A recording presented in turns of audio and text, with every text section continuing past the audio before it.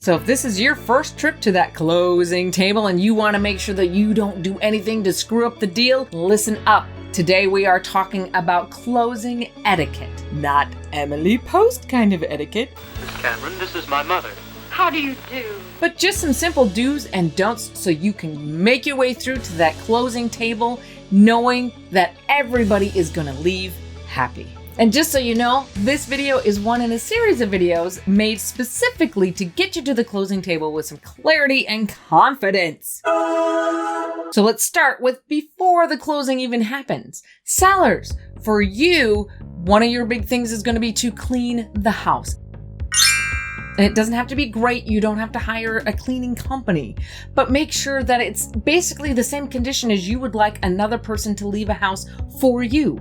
Make sure that it's broom clean. You've swept everything out. You vacuumed the carpets. You clean the refrigerator. Take out the garbage. And before you leave that extra paint and that extra towel that you think that the buyer may want, well, they may or may not want it. So before you leave that behind, make sure you check with the buyer and see if they want it or not. If they don't, get rid of it. And also make sure that you leave behind any of the manuals or maintenance information for any of the appliances or the mechanicals so that the buyer can use them. Now for you buyers, I know you're excited. I'm so excited! Then you want to go, if you had the choice, you'd go look at it every day. I get it, but don't do that. It is not out of the question for you to schedule one, maybe two more showings so that you can go measure for carpet or look at paint samples or whatever the case may be. That is not out of the question. But don't schedule too many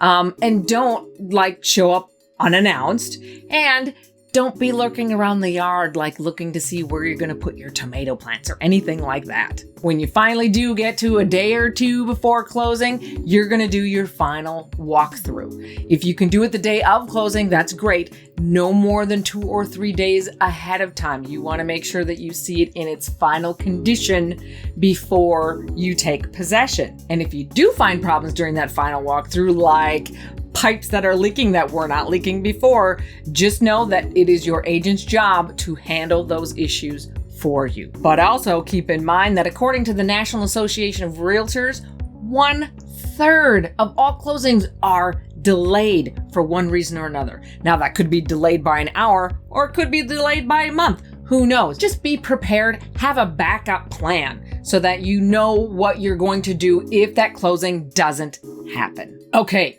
Here's where the rubber meets the road, the closing table. It's that day.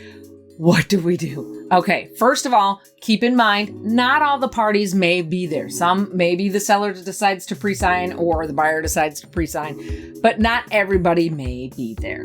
If they are, if you walk into a room and it's full of people, you're all there with the same goal of closing on this house. So there's no reason not to be friendly. Okay, over, done. So go ahead and introduce yourself. If you're the seller, you probably want to sit next to your title agent or your closer. If you are the buyer, you may even want to sit right in between your closer and your loan officer, just to help facilitate the paperwork. And if you're an agent, get out of the way. Try to only bring people with you who need to be there, people who need to sign the paperwork. If you have kids and you have someplace that they can be during this time, that is the best. So if you're the buyer, what do you bring? Well, make sure that you bring a photo ID. Make sure that you bring either a cashier's check or a certified check for the amount of money that you need to close on the house. And you will know that number because 3 days prior, you will have gotten what is called either an ALTA or a closing disclosure that will have that amount of money on there that you need to bring to the closing table. And if your title company hasn't already asked for it, make sure that you bring proof of your homeowner's insurance that that policy is set to take effect on that day. So first, it's probably going to be a little quiet because everybody's going to be busy signing papers, all that kind of good stuff. But once all of that is done, the closers are going to leave the room because they're going to go make sure that all of the funding gets dispersed wherever it's going to get dispersed to. And you're probably thinking, something to chat about might be kind of nice. So what are some good chat topics? Well, The sellers could talk about what vendors that they use for maintenance on the house. They could talk about what companies they use for the utilities. Or they could even fill in the buyer on neighborhood information. Maybe a little history of the neighborhood. And a little hint for the buyers.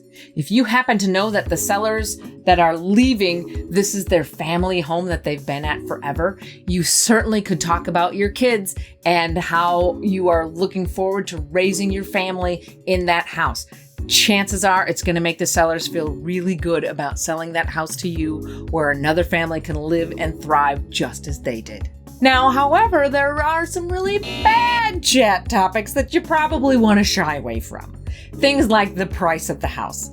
You're going to feel like you paid too much. They're going to feel like they didn't get enough. Nobody's going to be exactly happy about that, so let's just leave that one alone. Also, if you found any issues during your walkthrough, by the time you're sitting at the table, your agent has probably already gotten that all taken care of. It's all settled one way or another, so let's just leave that sleeping horse lie. If you're the buyer, you probably don't want to talk about any major remodel plans that you have. You kind of don't want to burn a bridge with the seller,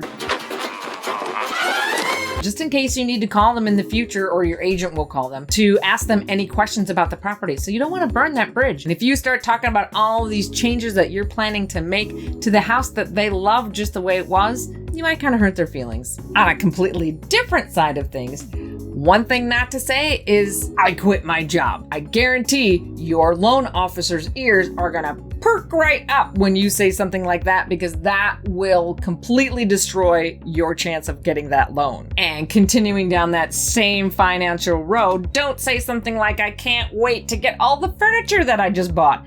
Again, your loan officer is going to freak out, because that is going to change either the assets that you have to back up your financial situation or your credit situation. Bad idea either way. And just like you don't talk about price, don't talk about the appraisal, assuming that the appraisal comes in well. If it comes in really high and you say, hey, great, we got a great high appraisal there. Well, the seller's going to feel like they didn't get enough for their house, that it was worth more than they got paid, and they are not going to feel good about that. And also, don't make any last minute requests.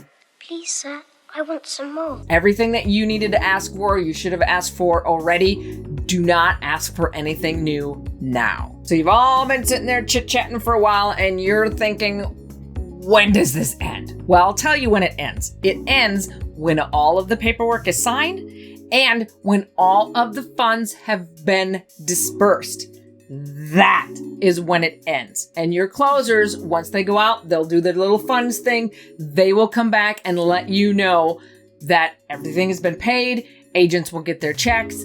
That is when it is closed. At that point, the sellers can give the buyers the keys, the garage door openers, anything else that they want to turn over, and everybody can leave. It's a done deal. And if you do want to see more videos in this closing series, go ahead and click right here.